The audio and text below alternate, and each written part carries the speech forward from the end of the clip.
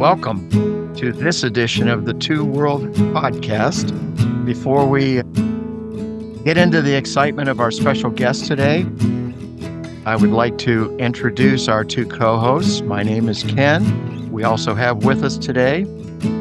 I'm Jacob. And I am Barney.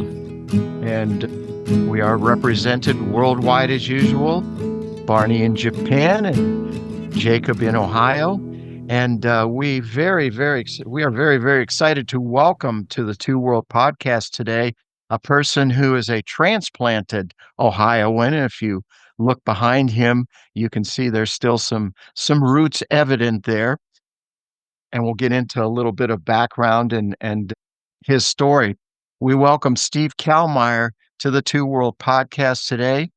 We are going to be talking about, in large part, his prison ministry. Steve, thank you for making yourself available for the podcast today. Welcome. Hey, thank you. Glad to be here. So I was just thinking Ohio and then Japan. And so, so we kind of typically call us flyover country, in the middle of the country and Oklahoma City, home of the Oklahoma City Thunder. Yep. For you NBA National Basketball Association fans, they were the champs. So exciting time to be, I'm sure, in OKC. Is that what you would say? OKC? Yeah. That's the easiest way. That's when I have put something on a letter or address. Yeah. I don't want to have to spell out Oklahoma City. That's too much work. It's a lot of letters. Yes. Yeah. Particularly if you misspell it and then, the embarrassment that ensues there. Yeah. I've been here from 1999. So if I misspell it, that's on me. So I would think. Well, fellas, shall we begin with a little bit of Steve's background to get to our main topic today of prison ministry? Steve, maybe as you did before we started broadcasting today, take us a little bit back in history. Maybe, Steve and I sort of have a connection, although I can't claim to have known Steve well back then. I was aware of him, certainly. He's got that effervescence about him that makes you notice this kind of person. Steve, you want to take us a little bit back through history and maybe a lead into what you do now? Sure. Yeah. So it's crazy. I'm a talker, so interrupt me, anytime you need to.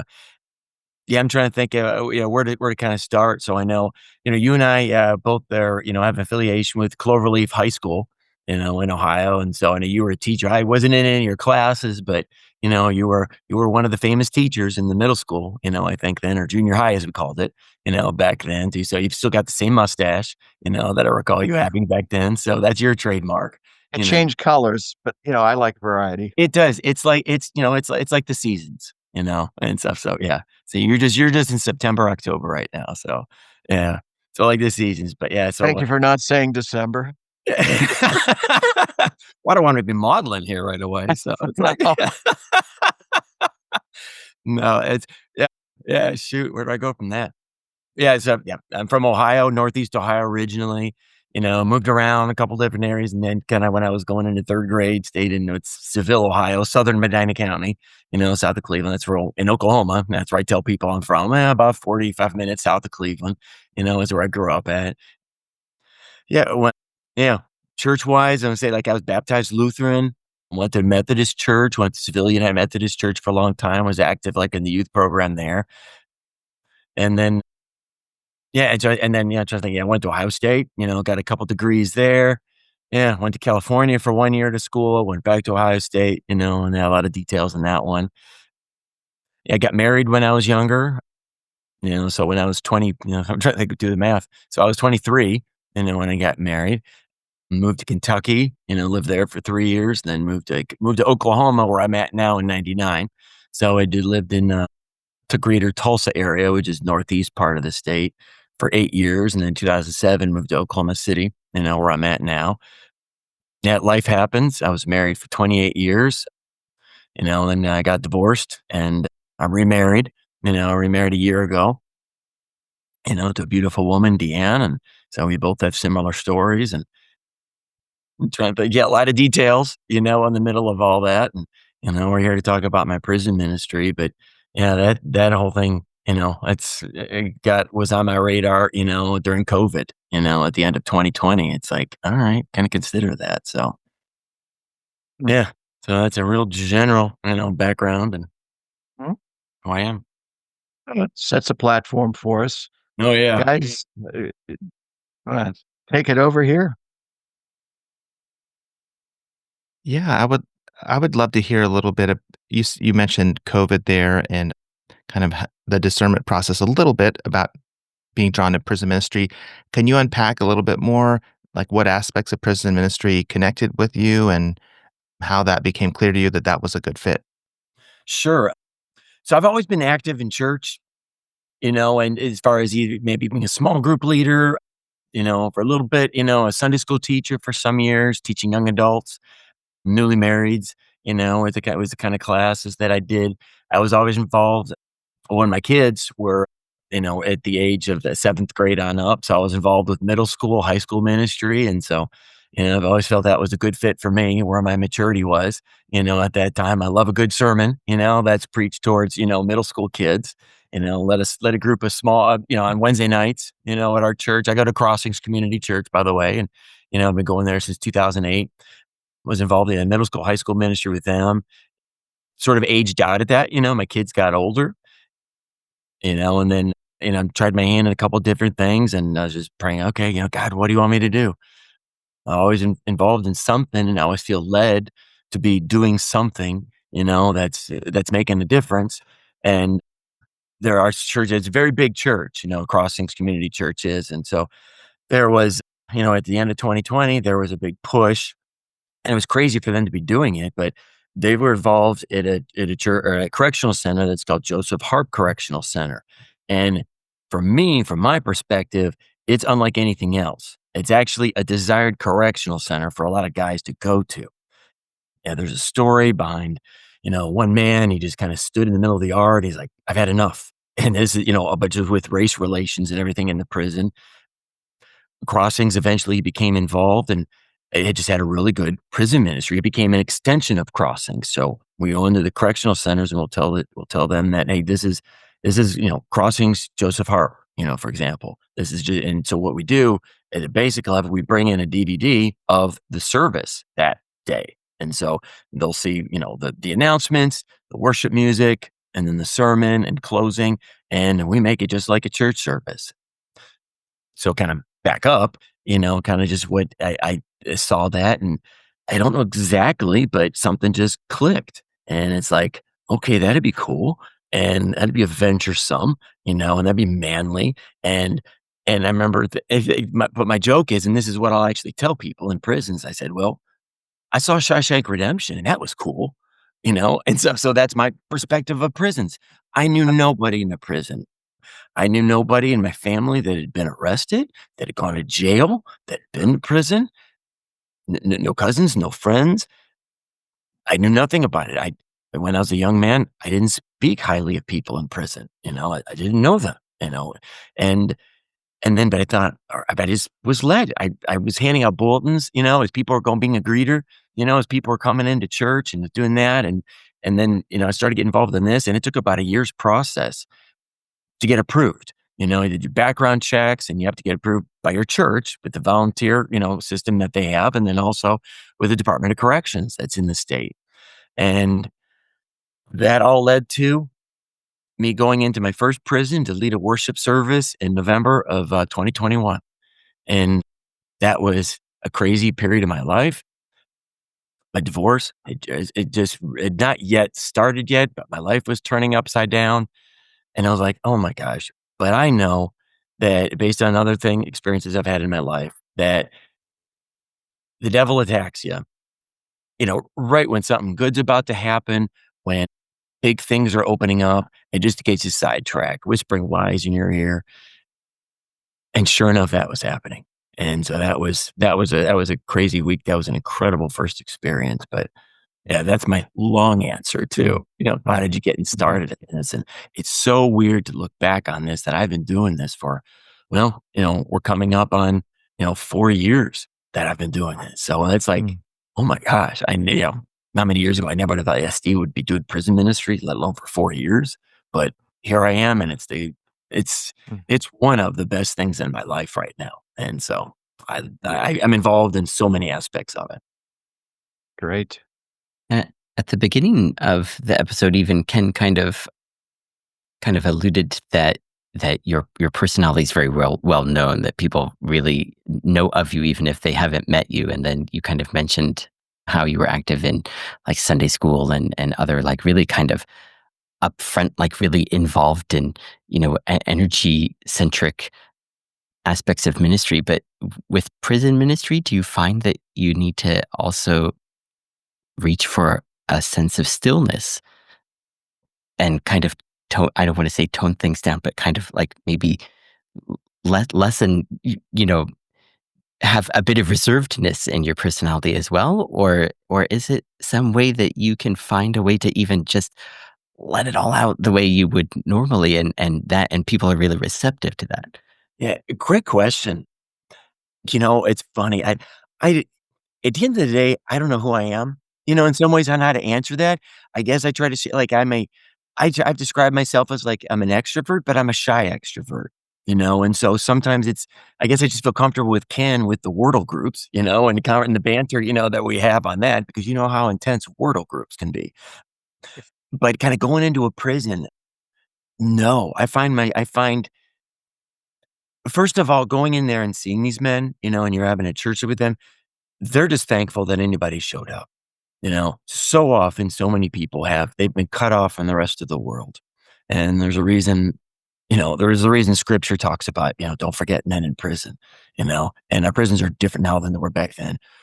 But no, I find I just am myself. It took me a little bit to get to that point too, because I think in the beginning, I'm like, okay, what are they? You're trying to, if you're standing up in front of 150 men that are there for church service, what are they thinking of you? And so you have to get past that. It's like, okay, it doesn't matter what they're thinking of me. What am I supposed to say? How can I be salt and light? And, it's, it, I don't, you just be, and getting to know these men. It's the one location I've been to for 3 years. And even if you're just seeing these people once a month, you y they get to know you, and no matter who you are, and anybody, it's human nature, they can pick out fake, they can pick out you just have to be real. You have to be authentic. We're all different parts of the body, and I'm just me, and it's I try to be funny. Sometimes my jokes fall flat on the face, and other times it's like, "Oh, wow, that's funnier than what I thought it was," but yeah, I guess, different stories because each prison is different too that I go to, it's I make a point, I don't wanna know what anybody did to get in there, but just seeing them as humans, and my gosh, when you get to know these people's stories, then I wind up by seeing everybody as they were when they were 5, 6 years old. We were all we were all innocent, and then something broke our hearts along the way, and then something happened to us, and that's how I wanna see these guys. That's how I wanna be seen, by people too, so wow, we're just getting started here, not too, so but Yeah. Well, you know, you had mentioned not knowing anyone who's been incarcerated as you went into this experience. I can relate a story of I know a person, no contact anymore, but knew a person when I lived in Medina County in Ohio. Knew a person very well, played alongside him in church softball, active member in our church, and I knew there were some demons chasing him, and the eventuality was they got him, and he, served a sentence, mhm. and I get the feeling, Steve, so often that I didn't know what to do with that. When he got out, sure, I was cordial. I mean, his family broke up. This is not an uncommon occurrence. He ceased attending our church, but I would see him out, and I just didn't know how to approach and be supportive at that point. I would basically say, "Hi, how you doing?" Do you encounter do you have experiences individually with any inmates one-on-one? Yes, yes. So again, there is a ton of opportunities to get involved with prison ministry. So the first thing that I ever did, so they actually have a pen pal program. And one thing that I was shocked, and you may be shocked to know, a lot of these prisons that have minimum security, I don't know about high security, they have what's equivalent to an iPad. They have apps. And now everything is restrictive in some ways on that, but there's a program on these apps that called Securus. I think it's run by a third-party company, and they're around the country, and you can send letters, electronic letters. You can send photos. I actually prefer now handing what's basically texting back and forth. I can be sitting watching TV at home, and I have a one-on-one texting conversation with these people. Now everything eventually is looked at and monitored. And I'll tell you one funny thing with that is I felt, oh my gosh, everything I'm saying, I'm going to get flagged on this. Someone's going to say, oh my gosh, someone's going to look into this. Oh, this is code, or you're doing something. And that's never happened. And, and so you just basically have a conversation with these people. They tell you when they're having a down time, but I'm currently like pen pals with 12 different guys right now. And one of them, the first guy, actually got out. So kind of talk about one-on-one. So another thing that my church is so awesome at is afterwards. Once these guys got out, talking once they got out. And by the way, I liken, your story. That is so common. You don't know what to say. You don't know what to do. And I was like, well, then I didn't do anything, because I used to say, okay, God, what do you want me to do? What do you want me to say? And I want things black and white, and the world's not black and white. It's so gray. And it's like, okay. And so it was like, I waited for something black and white. Do you want me to say this? Not. And it was like gray answers, and that means something to me. But I got to a point in my life where, along with prison ministry, but anything, I got tired of sitting on the sidelines. I got tired of, I was that shy kid, I think, in high school and even through college that, I didn't raise my hand. I didn't speak up in class. And I think all this is related to our shyness and our doubting ourselves and what we're capable of. And, I still have those voices in my head, but I do my best to put them in their place and just move forward and just take a chance, and when it's worth it in the end, oh my gosh, it's like the greatest joy ever, that you're being used by God, that you feel, it reminds me of the scene from Chariots of Fire. If you're old enough to remember that, the guy said he was criticizing his running and stuff back then. And he's like, I don't know. I just know when I run, I feel God's pleasure. And that's what this ministry is like on that. So, yeah. Nice. Thank you. I'm kind of wondering, Steve, when you were talking about just getting started, how you had that conception based off of seeing the movie Shawshank of what prison life was like. And then now that you're this many years into this ministry, are there some misconceptions or general views of prison life that the broader population would have that you wish that we could kind of deconstruct or get behind to understand a truer reality? What are some of the ways that our view of prison keeps us from engaging with people who are in prison or who are now out of prison? Are there some aspects that you could help us work Yeah. through with that? I would say, each prison is very unique. And there's 22, I think 22 correctional centers in Oklahoma. My goal is to go to all of them. And so there's two of them that I go to on a regular basis now, the second and the third Sundays. But one thing that is common is, and this is what I hear from the other volunteers, they're just like you. They're just like you, Jacob, Barney, Ken, Steve. They're just like me. Something happened along the way that they went down the wrong path. They made a bad decision. And I can relate to that because I've made bad decisions in my life. And it's like, okay, what would it have taken for me to do this or that, or not been surrounded by people that are nurturing and forgiving, or who saw something in me that I didn't see in myself? Yeah, I got a couple pastors that are in my brain right now, Jim and Charlie, that saw something in me that I did not see in myself as a young man. They need somebody that just cares, just showing up once a month and just being present. Sometimes not even saying anything, just being in the same room, you honestly get this feedback from them that they are so grateful. And you take away this sense of someone is grateful for your presence, for being alive, for showing up. They need so many more people to show up like that. It was that, the harvest is plenty, but the workers are few. That's what we need. And the chaplains at each correctional center, they're a key person that's there. And I'm assuming other states, have a similar kind of a makeup. They're the ones that identify the leaders among the inmates that, that will be kind of like, almost like, what would you call them? Deacons, bishops, whatever the religion is, and the leadership, elders, of the church, and you meet with them. The very first time that I ever met, a group of like elders or the leaders at a prison, it was before I was going into my very first prison in Lawton, Oklahoma.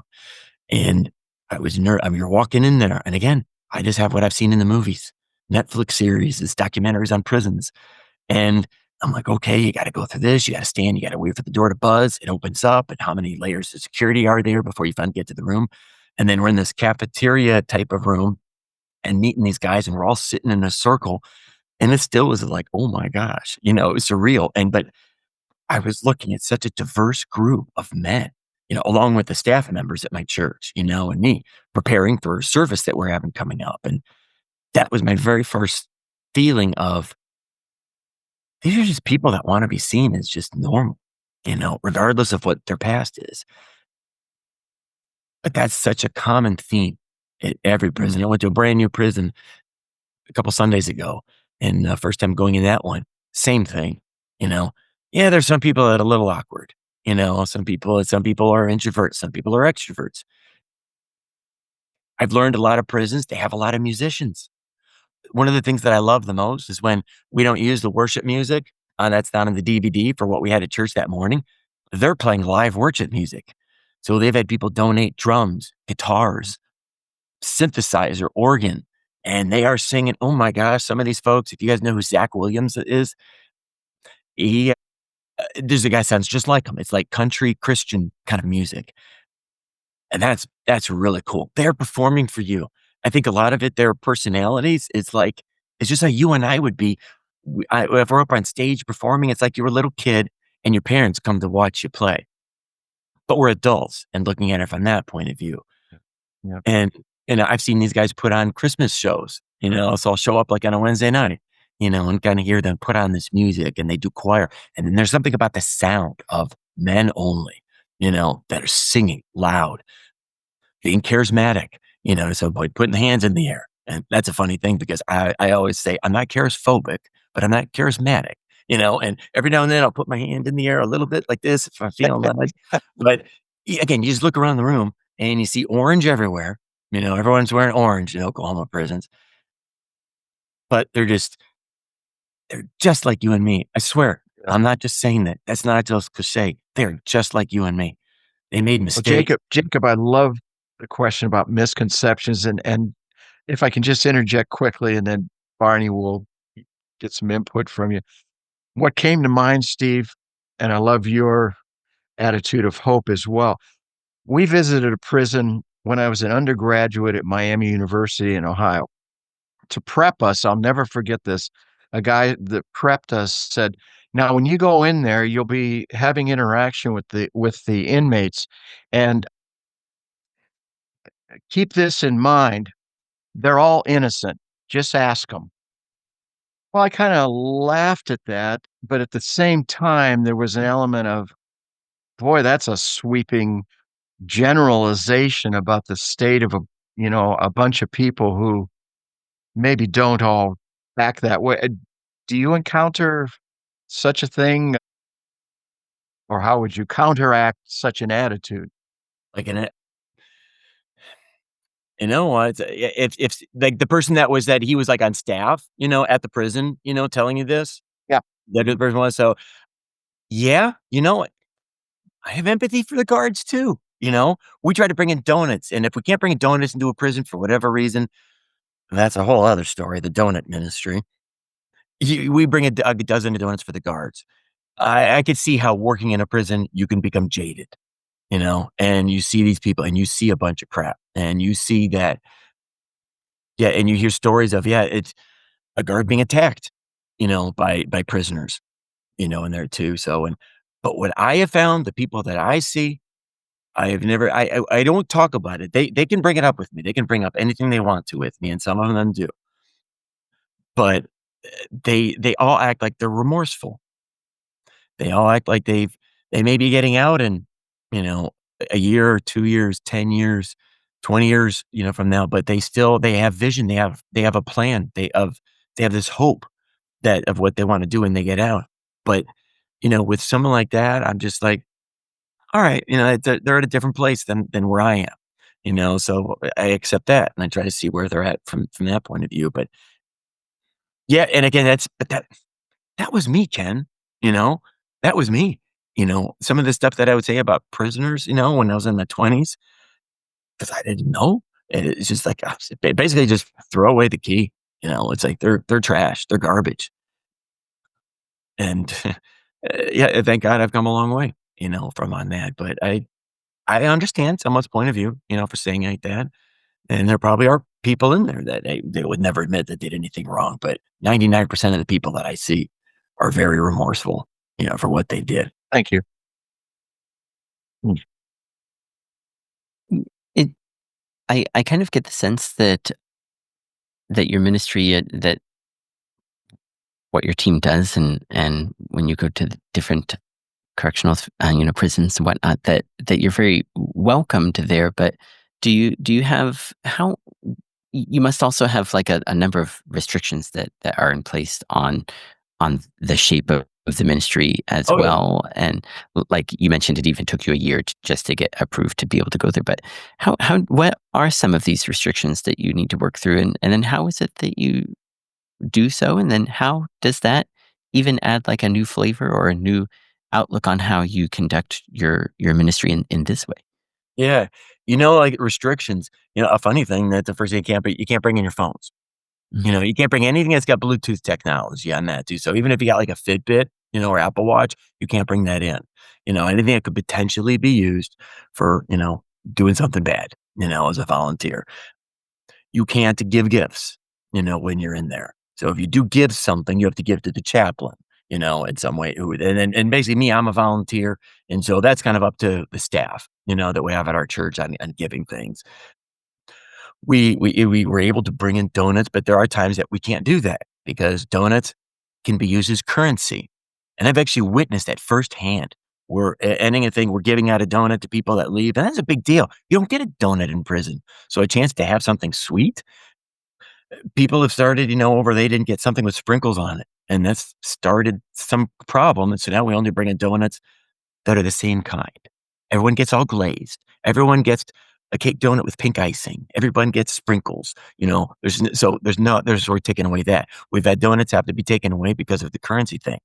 I saw some guy collecting donuts as they were leaving, and some guy was carrying his donut away, and the guy goes, "This is like right in front of me," and the guy goes like, "Hey," and he goes like, "Oh no, I'm with so and so," and I'm like, what does that even mean? So it's like, is it protection? Is it, it's so then, yeah, okay, no more donuts. We're not doing that. I'm able to bring in my Bible. I bring in my notebook. So like I can't bring in, so I use like something that's called a remarkable electronic, kind of like a Kindle, you can write on and take notes, but I can bring in paper. So I actually like, we're writing notes, and if guys ask me to pray for them, I'll like write their name down, and we can bring in prayer cards so they can write on there, write prayers out, how we can pray for them, and we collect them. And, I can look at what the prayers were for the Sunday before I'm going into a prison and look all that. Yeah. Some of the things you're not supposed to touch or hug, embrace other prisoners. We have female prisoners, or we have female prisoners we go to. I don't go to that one. We have a big volunteer staff that goes there, but we have women that are volunteers. My hats go off to, so it's, the gift of a woman, going in there. But it's, it's amazing that they see a woman that's in there that cares about them. And we always make a point. That woman is never alone. and she's always with somebody else. And again, people that come to our services, though, not just anybody can come to the service. Have shown some kind of inclination. I don't know what a chaplain would use, but they have to be approved by the chaplain, I think is what it is for all of them to get in there. So the bad of the bad, they're not coming to our place. You have a few troublemakers that show up, and then they're eventually weeded out. But in general, it's a very safe feeling environment. You have to wear pants, you have to wear jeans, you can't wear shorts, no open-toed shoes on that. So actually, and so this is like a shirt that I wear. I don't know if you can see it. I got in here. So there's this program called Silvahala. Well, it's got like a motivational thing on the back. I love wearing that. So if I'm standing up and people can see me, it just says a positive thing. The Silvahala Project is an organization that basically tries to prevent veteran suicide. And so they've got a motivational thing on the back. So in the back of mine right now that I'm saying, it says like, in a world of darkness, be the light. Just something positive that they're reading. I've had another one that says, courage is living one more day. You matter. Everybody's fighting a battle that no one else knows about. And I've had guys come up to me and start a conversation based on that. So you can wear shirts with writing like that, but nothing that would influence a gang. And don't wear orange, so they can pick you out. There's one prison that they were wearing dark blue, so don't wear dark blue, because you may mess up count. Count is something that always happens, too. And, it could happen like at a random time, but yeah, you don't want to mess up count, for what they do all the time. But yeah, so but good question. But you can't bring in, I don't bring in my wallet, you have my ID now, right now with the real IDs, driver's license, that we all have. That's what you use, and that's scanned in, and, when you go there too. But yeah, it's most right. I bring in my Bible, pen, my notebook, for taking notes and stuff like that. And that's it, and at the beginning you kind of feel naked, not having your phone, and so if I don't have a watch on, it's like there's usually something on the wall. But yeah, I'm just so used to it. It doesn't feel like I'm being restricted. Mhm. Within those kind of restrictions, like kind of getting the sense of maybe the kind of person you are, or maybe how we, typically express ourselves, in an everyday kind of situation. How do you show sincerity with the student, or with the inmates, and empathy, and a connection with them, when like you can't give them a hug, or you can't like really have that kind of physical connection with them? How do you bridge that physical gap to show them, your heart, and how you really, really care about them, and get that point across the way that you really want to? How I do it, I just try to be me. And if I try to be something else, that's not me, then people are going to see right through that. I make a point to have eye contact with people. That's a big thing.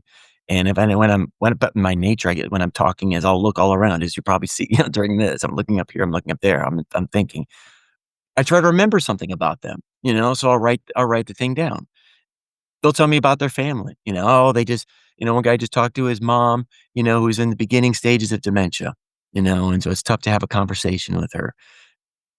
Some of the guys that like I text with, it's crazy to think I'm texting with people in prisons, but then it's like, hey, we'll pick up on a conversation, that we had from that, and doing that, but just being an ear and just listening, that's how I would recommend to somebody that's looking to doing this for the first time, is just listen, you know, my my character that I try to overcome is talking too much. And so sometimes, Steve, slow down. I have the gift of ADHD. So slow down, listen to what they're saying, and just the whole listening skills that we would just do with somebody at church. It's just like if you had somebody come to your church for the first time, that had never been there before. You know, some people have been burned by churches in the past. Some people had to move but they miss a really good church home that they had. Some people have never stepped foot in church at all. Some people just have such a negative view. They're not even a Christian, but they walked into your church. It's just like that. We have anywhere from 100 to 200 men that show up, at each location. And I make sure I'm at the door, and I shake their hand, fist bump, say, good morning. Thank you for coming. And then when at the beginning, when I'm standing in front of them, I'm welcoming them too. I'm saying, hey, welcome to Crossings John Lilly. Welcome to Crossings Great Plains, the names of the correctional centers. And I say, is this anybody's first time? And then say, they'll raise their hand. I ask them why they came. What are they looking to get out of it? And introduce them, tell them who we are, and they kind of just begin church service. But just treat them just like anybody else, that you would at your home church. Hmm. So, so in the midst of being you, do you have occasion one-on-one where an inmate will challenge you as a Christian? Perhaps, I've been reading a lot from the Quran, and I found it very interesting within Islamic. Do you talk about that at all, or is it pretty Not, much yeah, good question. Not that, but what happened recently, a couple months out of prison, there was and it wasn't with me, but so again, I mentioned that we've got female volunteers. So there's a husband and a wife that they go there together. Well, afterwards, we all kind of do like a huddle up afterwards when we're outside in the parking lot when we're all done. And then that's then when I had learned that there was somebody that came up to her and said, I saw what you're doing. I saw you basically kind of trying to accuse her. How do you say it? Trying to be like a Jezebel, a flirt. And it's like, I said, what? And it's like, yeah, so why didn't you tell me, in there? And then she was okay. But then there's the leaders that are the elders that are there, that are inside. And I guess they helped diffuse it or whatnot, or it was eventually separated, but she was strong and she's coming back to the prison. But that did happen, one time, on that. And then, but there was no, and again, it's just, that, yeah, I don't believe he was telling the truth at all. But you have to deal with that. I get more of people that coming up to me, hey, Steve, can I talk to you for a second? And then we'll step right outside. And he says, well, I just heard someone else come in here and they were talking about, that my mom, she said she had this near death experience and they tried to say, oh, that's blasphemy, and that's it. She may have saw Jesus and came back and, oh, that's not that. Or Steve, well, what happens when you die, and what did the Holy Spirit, what is that? That kind of stuff. I see more guys asking me. And then I get super nervous inside and it's like, okay, am I going to give the right answer? And I'd say, God, just speak, and then something comes out of my mouth. And but I'm not afraid to tell guys that I don't know. At the end of the day, I don't know. This is what people smarter than me have told me. This is what makes the most sense to me because of what the Bible says. This is what Jesus said, or referring to something in Old Testament. Yeah, that sounds really strange. I know, but I don't necessarily believe it because the Bible says so, but I believe it because that's what Jesus believed. And if I'm going to believe somebody that predicted their resurrection, you know, it, I'm going to believe I'm going to listen to everything else he had to say. So that's sort of why I believe that. That's an answer that I'll use in commonly. So yeah. Yeah, well done. Hmm. I really like, Steve, what you were saying earlier about authenticity, and I'm picking up to a lot of empathy. Like you really want to meet each person on the level of where they are in life and connect with them and hear their story. And I kind of was wondering, just to unpack a little bit more of something that you touched on earlier with Ken's question when he referenced that one perspective that he heard when he was visiting the prison. How do you navigate the tension between like the restorative aspect of ministry that you're trying to do in prison and the kind of the framework of prison sometimes being a punitive thing? Like that balance between like society may attach this place may paint it with that association of punishment, but we're here trying to do something that will bring life and is restorative, and that's a there. Well, maybe there isn't a tension there. Maybe I just wonder if you could speak to that. If you do feel a tension sometimes, or even if you're talking with people and trying to explain about the prison ministry in people's own brains, the tug of war between like the punitive aspects and then the restorative aspects of what is going on. I don't know if that makes Yeah. sense. No, great. Yeah, Uh, I'm picking up, the restorative. You used that word a couple times, so now I think that's a big deal. It's funny. My wife tried to do the prison ministry with me, and it's not for everybody. She just and but she had a story that she was in there, and they were talking about the restorative thing, or just that's the rehabilitation, and she was like in the donut, they handing out donuts, getting ready to hand out donuts as people were getting ready to leave, and then one of the inmates was standing next to her and was going to be helping her hand out donuts to people as they were leaving, and the guy says to her, he says, "Yeah, or in any restorative going on in here." And and so I totally that was just funny and just how he did it. And I can picture him saying that. And so on the inside, there are lots of programs. There are lots of there's a dog ministry. I know one guy that I'm a pen pal with that they actually bring in what he has. It's like a stray pit bull, and they train the dog. I think that is the most magnificent thing ever. To me, the saddest thing would be then giving up the dog when the dog gets to go back in the real world, trained better than when the dog trained came in. How great psychology is that? Giving somebody in the inside. It's like, and I love dogs.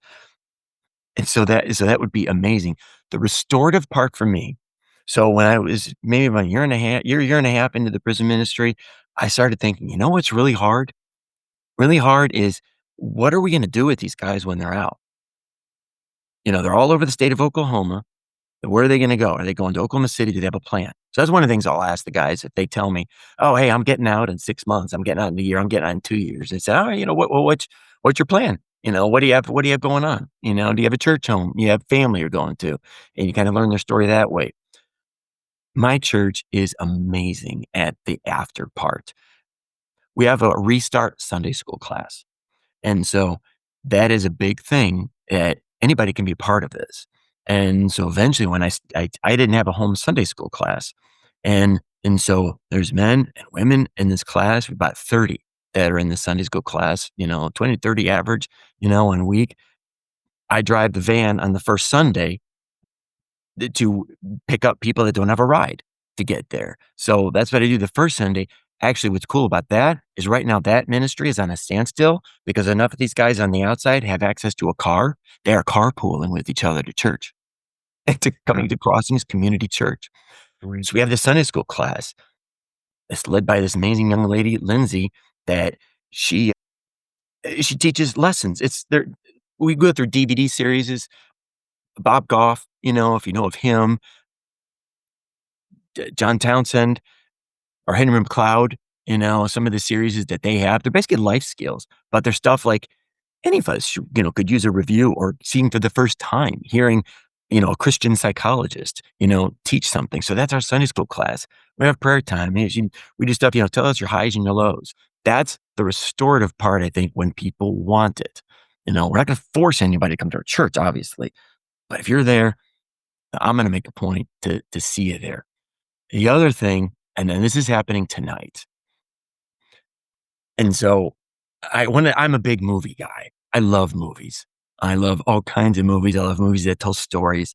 Tonight, there's a group of 25 that I'm going to see Superman. Superman, the greatest superhero ever. Superman parallels Jesus, someone that came from out of this world that the world rejected. And if you haven't seen the trailer yet, there's a dog in it too. So, all this is kind of connected. So the dog, the crypto is the dog. All this. So and I've done this a couple different times. You saw Godzilla, King Kong, was one that we saw. Just, manly movies, it's kind of what I try to see that I've done with other men in the past. And so we're all going to see Superman tonight.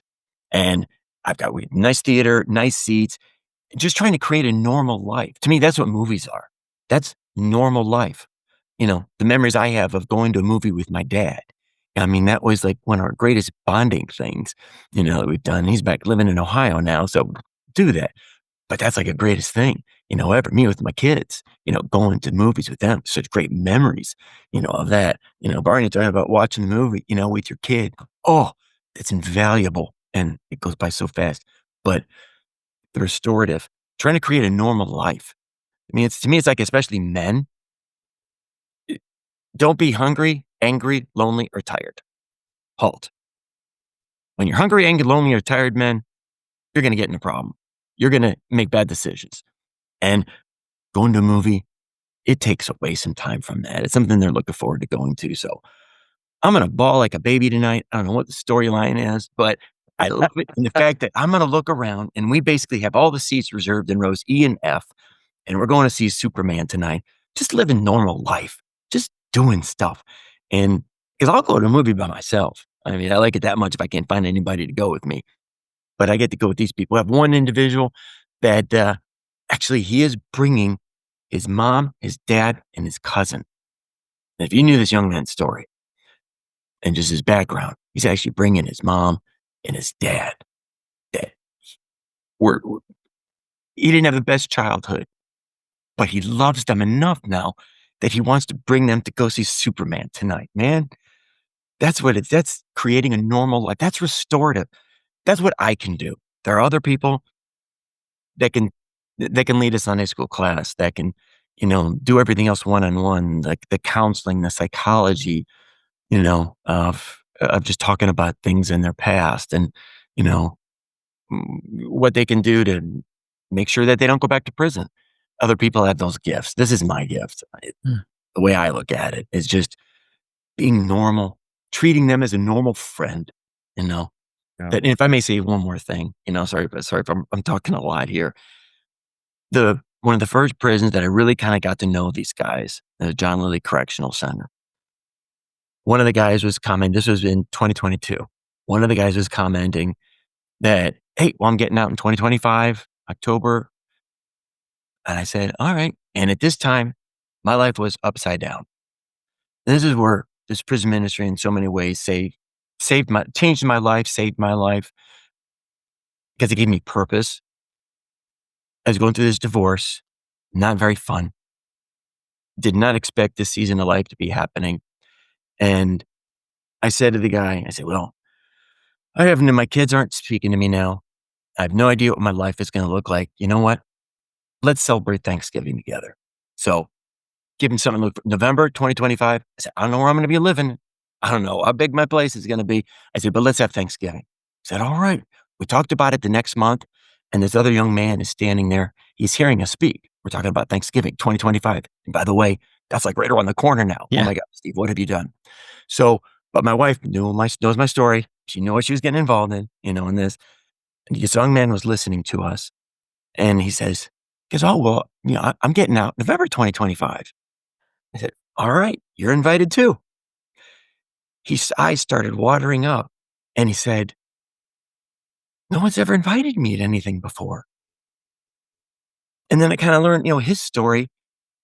He was in the foster system in the state of Arkansas, came to Oklahoma, did something dumb, and he's been in prison. Oh my gosh, I almost bawled right then and there. On that, it's like, hey, you better believe you're coming to my house on Thanksgiving. And so now there's people in the Restart Sunday School class, and it's, I don't know, I got to rent card tables and stuff. We're having Thanksgiving in my house. It's going to happen. The Lord will provide. And so that's what we're doing. That's restorative. That's because I need restorative. I need restorative from my own thoughts, from my depression, from my anxiety, from all of that. It's just people loving on each other. And if I can be that for somebody at some season of their life, then God used me for that. So I just When have to. Oh, I'm sorry, Barney. Can I Yeah, just real yeah. quickly share Mhm. like a 2-sentence affirmation there? Like, I just want to affirm what you're saying there in terms of the heart of your ministry, because I feel like it's so in tune with Jesus's message about compassion and love, and the heart of the gospel. Like the restart concept of your Sunday school class and how you've reached out to invite people for Thanksgiving. It just feels like you're not inhibited by like often the judgments that the world makes and so many people make about people who have made mistakes. And your comment earlier, they're just like us, like all of us have made mistakes. And like that's the message of the gospel, that there can be hope and new life and healing and restoration after that. And so anyway, I just want to say, like, I'm very touched and moved by what you were sharing just now. And I think I bear witness to that. It's a fantastic testimony of God at work in your life. And I think it's so grounded in the core message of the gospel. I just wanted to say that. Okay, Barney, please, over to you. Thanks, Jacob.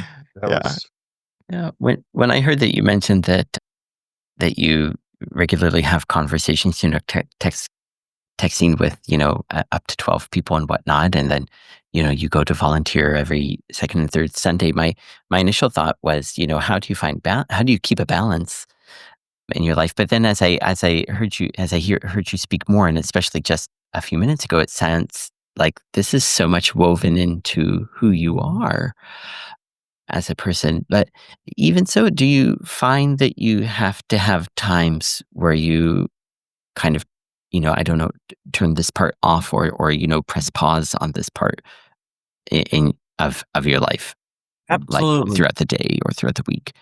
Absolutely. So yeah, I always feel guilty that I don't maybe message them back quick enough. So they may text me. That doesn't mean like someone texts me on my phone, I'll soon enough get back to them. It might be a week or so.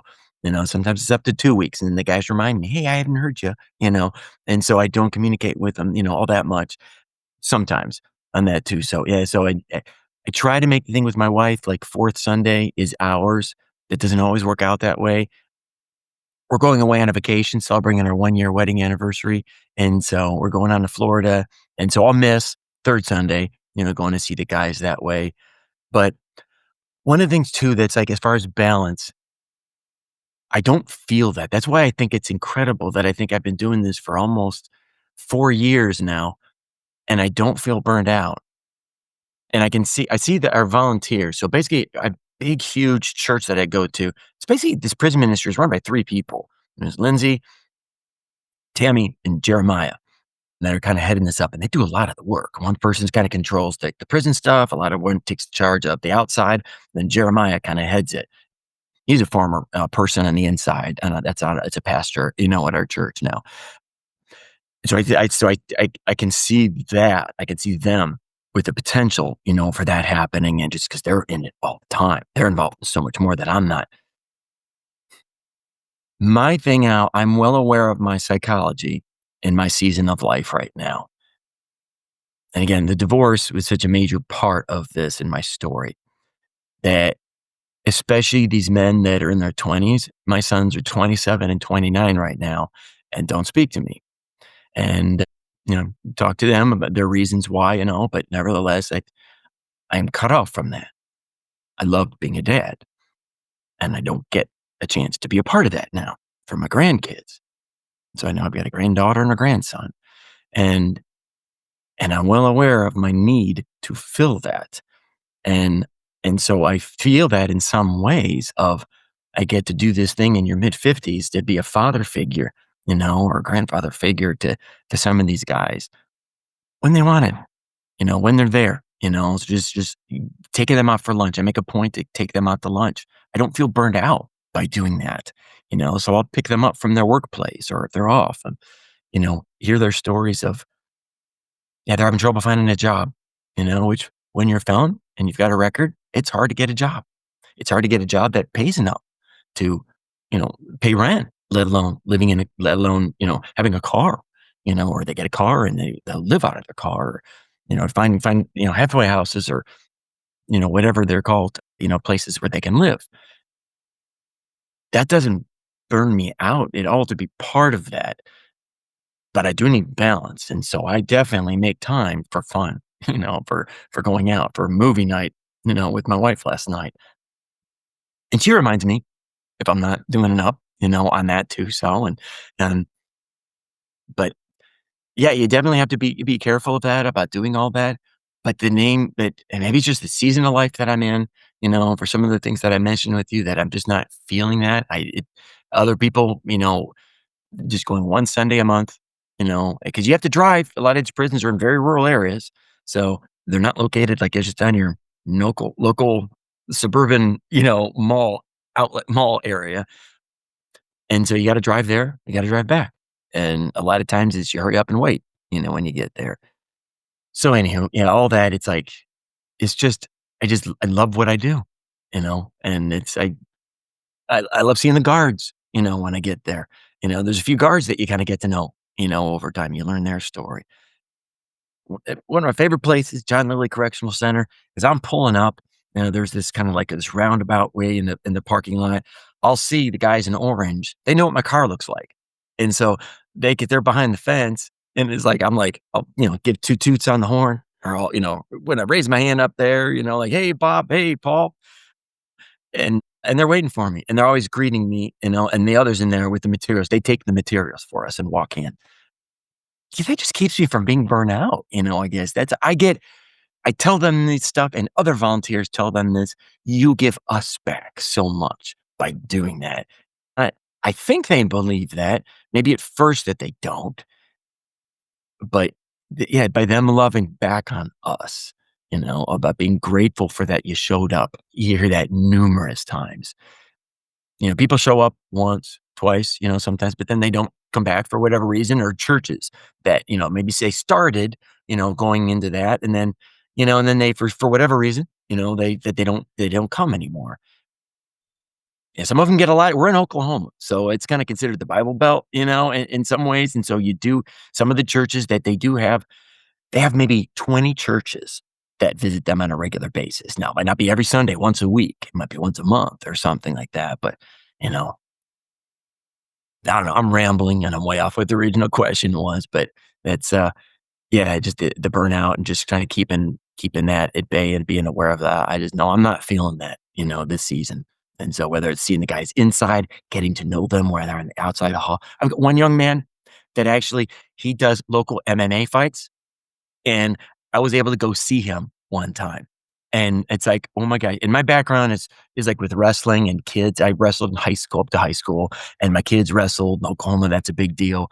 And so now to this young man, in his late 20s, I went and watched him, him and another guy beat each other up, inside the octagon. It's like, okay, this is like weird, but it's like, that's a ministry though, is going to be there just for somebody, just being like, I can remember like my dad was, to go to all my baseball games, all my wrestling matches, and just being there. And when I lost, when I wasn't very good, as a 50-something-year-old man, that still means a lot to me that he did that my mom was there. And it's, yeah. So if I can be there for somebody like that, I know what burnout feels like, and I don't have it. So, Good. Yeah, it feels like a big part of your ministry is presence. You're present to them. You draw close. You show up. It's like, seems like that speaks so much. Just that mhm. in and of itself is a huge part of Yeah. the message of hope that you're Yeah. there. Yeah. Yeah, absolutely. Just being there, just showing up. I have seen some of the biggest introverts, love this ministry. Because you'll get, as somebody that goes and would be, just shy and not say anything, somebody will come up to you, and just try to start a conversation and ask you something. And hopefully they say appropriate things, whether you're a man or a woman volunteer that's there. And, but if I 99% of the time, again, it's like everything is very appropriate and people are very kind and respectful. They want you to come back. But just being present. Yeah, it's just awesome, being present electronically, being present afterwards when they're out, when they're right inside. It's such a joy. And it's what I try to, one of the things, the message that I give them consistently is that I tell them that I just want to let you know, everyone's trying to look for the secret, you know, the secret in life. What is the secret? What's the prayer that you can pray? That everything that fixes everything. What's the action that you can do? The formula. And I try to say, there is no key. There is no secret. I said, but if there's one thing that I've learned, that's the closest thing that comes to that, is doing something for somebody else, maybe that they can't do for themselves, but you're investing in somebody else. And a lot of times that's simply just being present. Mm. It's You're there, you're listening, small conversation. But when you do things for other people, you can't help, but you're not thinking about your own problems. You're not thinking about that bill that's, you don't know how you're going to get paid, or your kids, or, Mhm. any other problem in your life. When you're investing in somebody else, all of your own problems seem very small. Yeah. Yeah, you really, it's not so different from Worcester Mennonite Church where Jacob is our past. You're taking them away from whatever they're experiencing or have experienced at that time. Jacob, when you're preaching, particularly during, sermon and message time, we are taken away from whatever's bothering us in our life or from that part of being human. And in that regard, in my mind, it's not so different from what those gentlemen are experiencing with your ministry. And you are clearly the right guy for this job. Mm. Uh, So bless you.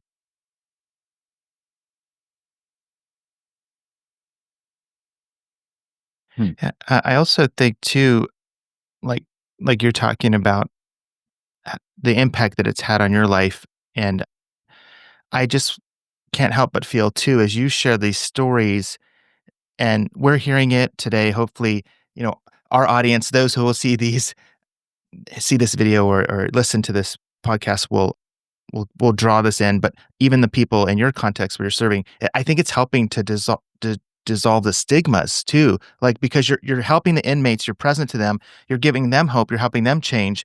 But then as you tell the stories to other people, it's helping the broader audience and the people who haven't had any exposure to the prison community and those who are coming out to dissolve those stigmas and to realize, oh, there are people just like us and that they've had some hard circumstances in life and are trying to, just like all of us, move forward and grow. And so I think that's incredibly valuable too. And I'm grateful that in your time with us today, helping us see more deeply, clearly, the value and the resilience of your community you're working with. Yeah, the stigmas, they're always going to be excuse me, they're always going to be there. So it's like I still probably have residual stuff in my head too. So if I see somebody and at the prison and just yeah, the longer that you're involved with people, I'm just thinking in general with our society and our world. I mean, our society is so broken right now. And again, even when I say that out loud, it's like I always got two voices in my head. I'm sorry, that's like every generation says this. It's like, oh, our world is so broken now. So much more than it used to. Or our perspective is compared to when we were kids, but it's always broken. And the media, social media, tries so hard to split us, and create divisions and just point out how different we are or judge somebody's intent, on doing this. Yeah, I get a chance to just love on these people, to just be them. They're not a project, and and I say that and maybe that's a voice in my head that's trying to tell me to be that way because nobody wants to be a project. Nobody wants to do, but just loving on them the same way that you want to be loved. And they are just like you and me. I swear. If I had a nickel for every time I heard somebody say that, you know, and what it's been like that for them as a volunteer, coming to this stuff. Yes, they've done something bad, and I told people too that I'm always victim first, still too. If a victim ever wants to meet me or talk to me, I'm there. I'm there for you too, because they're always victims, in these crimes of whatever it is that they did. But still, don't forget about the person that's inside the prison, getting to know them. That's the only way we're going to get better, and you're going to reduce recidivism rates, of going back to prison, is by helping them on the outside, showing them that somebody cares.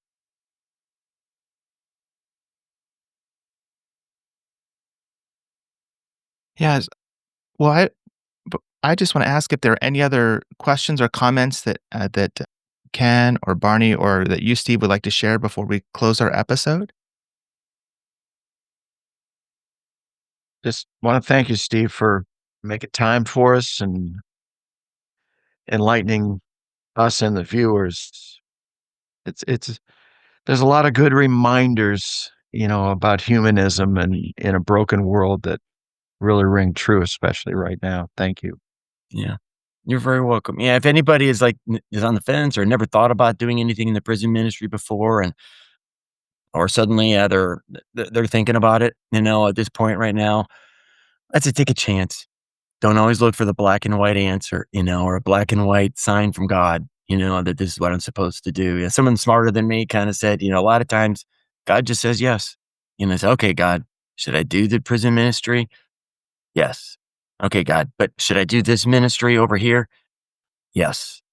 God just wants you to do something, and get out there and do it. And take a chance, trust. That's what faith is, about just not having the black and white answer, but doing something, moving forward because you feel something. You don't have to describe it. You don't have to have a name on it. I'm speaking to myself here, but just do it. Put one step in front of the other. Sometimes the hardest thing sometimes is just showing up. Just showing up. Because I got days I don't feel like going. I don't feel like going. Yeah. But my very first day, kind of going to Lawton, I was telling you about, it was my very first time. My life was upside down. And it was the first week in November of 2021 that I was going to Lawton. And again, everything, and I knew that's what happens. That's what happens when something, but then I got pushed forward with it. Mercy Me is my jam. They're my group. I'm a fanboy. I've been to like 7, 8 concerts of them already. Listen to them on the way there. I'm in the car by myself and I'm listening to it. And it's okay. So I'm still nervous as anything. And, all these guys, is anybody going to show up? You throw a party and then no one comes up your party. 150 men showed up to this party. We had donuts. That helps. And then afterwards, I was like, oh my gosh, I did it. I did it. My very first time, I did it. And I'm driving home and I put Mercy Me on and it's on shuffle and I'm bawling. I got tears running down my face as I'm driving back up this turnpike from Lawton back to Oklahoma City. And I'm just like, thank you, God. Thank you, God. I knew I was right where I was supposed to be. And that's another thing that we all as humans, we want to have purpose. We want to know what we're doing matters. We want to know that we matter. And I felt that drive back. And everything else was still happening all around my life, at that time. But for that moment, for that night, for that evening, for that Sunday night, as I'm driving back, I did it. And I would pray that anybody who would invest into just looking into what it's like of whatever state that they're in, of whatever country they're in, Barney, I'd love to know what the correctional center system is like in Japan, and how that compares to the US. And, are they able to speak of Christianity? And I'm sure you'd have a lot of Buddhism versus Christianity, there. Just take a chance. Take a chance. Just try it. Our days are numbered here on this earth. And yeah, I'm not as young as I used to be. I have a total hip replacement. So I'm losing body parts. And your days are numbered. Don't let today go by without doing something new, different that you haven't done before in the name of God.